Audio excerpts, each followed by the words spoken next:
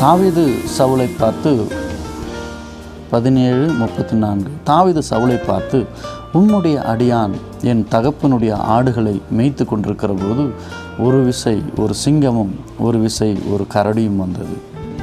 மந்தையில் இருக்கிற ஒரு ஆட்டை பிடித்து கொண்டது. நான் அதை தொடர்ந்து போய் அதை அடித்து அதை அதன் வாய்க்கு தப்புவித்தேன்.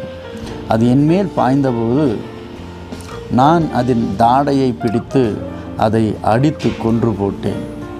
இதுதான் ஒரு மேய்ப்பனுக்குள்ள தன் ஆடுகள் மேல் வைத்திருக்கிறதாகும். தன் ஆடுகள் மேல் வைத்திருக்கிற அந்த பற்று, அதன் தியாகம். தன்னுடைய ஆடுகளுக்காக மேய்ப்பன் தன் பிராணனையும் கொடுக்கிறான். அப்படியென்றால் அத்தனை அன்பும் பாசமுமாக அவன் தன்னுடைய ஆடுகளை வளர்க்கிறான் என்பதை இதிலிருந்து நாம் தெரிந்து கொள்ள